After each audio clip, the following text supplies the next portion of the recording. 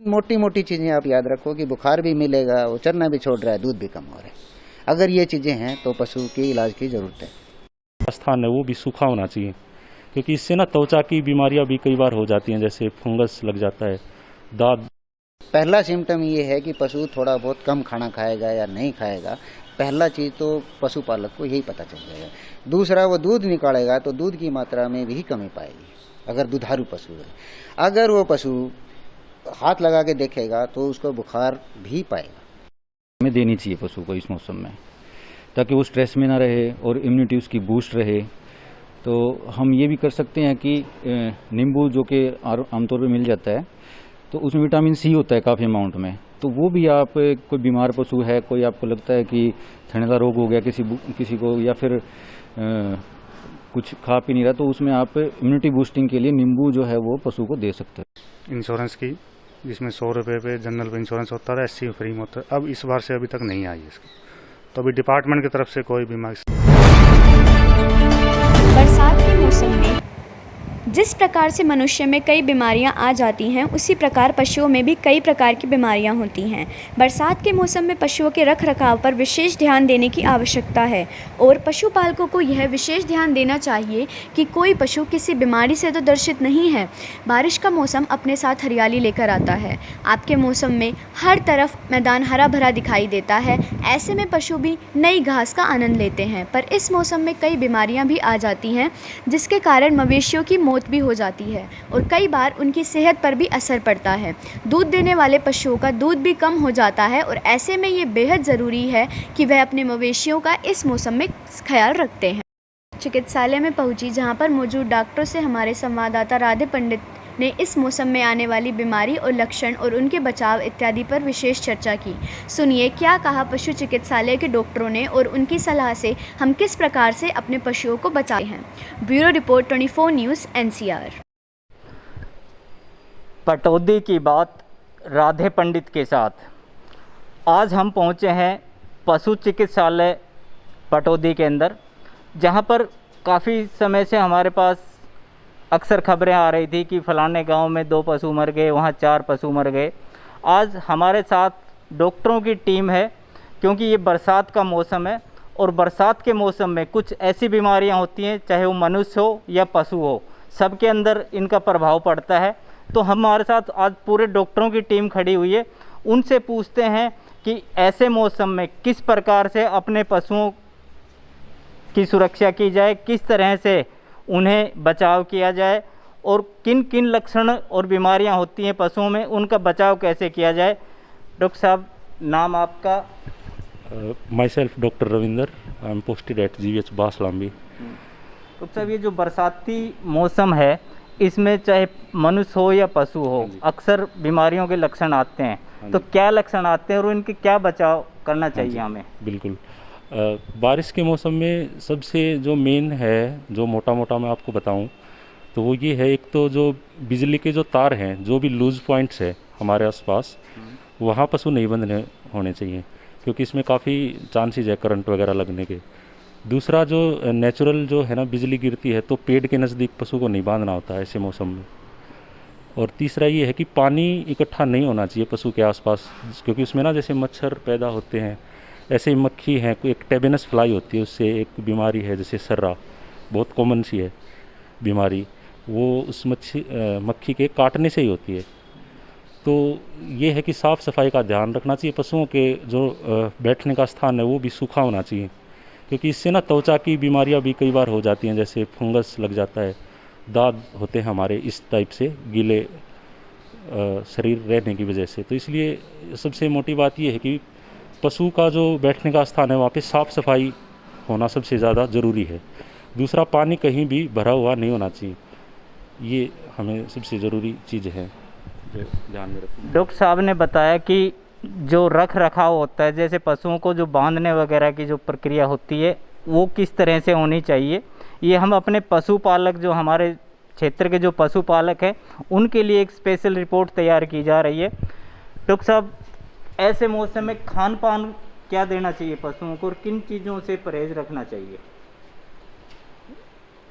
देखिए, मैं कहना चाहूँगा कि इस मौसम में जैसा कि ना अभी मौसम बदली हो रहा है, तो स्ट्रेस में पशु ज़्यादा रहता है, तो स्ट्रेस में पशु को एनर्जी रिक्वायरमेंट बढ़ जाती है। तो उस हिसाब से हमें गुड़ वगैरह और जो है घी वगैरह ये बीच बीच में देते रहना चाहिए। एनर्जी रिच डाइट हमें देनी चाहिए पशु को इस मौसम में, ताकि वो स्ट्रेस में ना रहे और इम्यूनिटी उसकी बूस्ट रहे।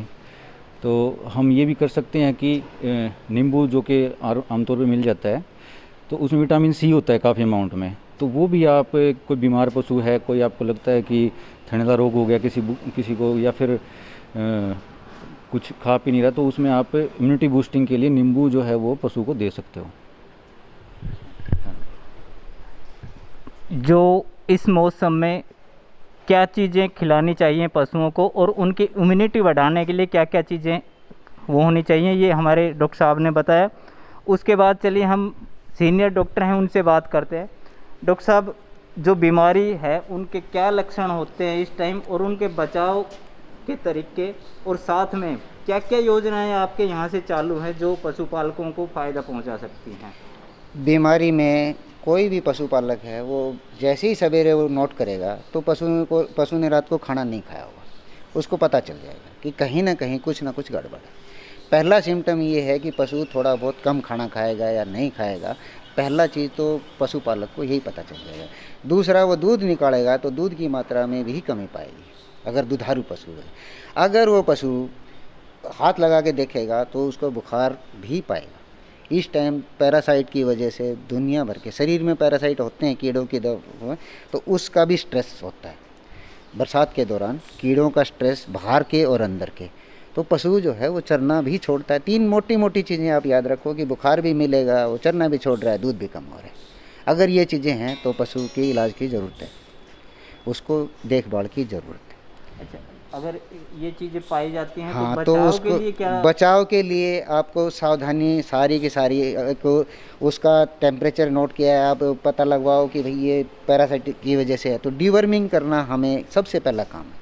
हर पशु की बरसात के दौरान डीवर्मिंग कीड़ों की दवाई देना जरूरी। दूसरा, मक्खियाँ जो है उसकी वजह से खतरनाक कई बीमारियाँ फैलती हैं।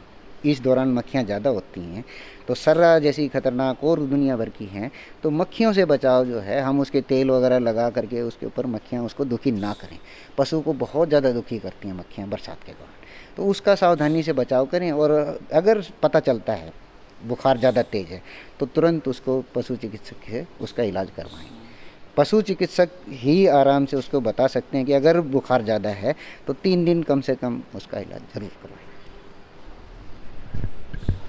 डॉक्टर साहब ने बताया कि किस तरह से पशुओं के बीमारी के लक्षण और उनके बचाव से हम अपने पशुओं को बचा सकते हैं।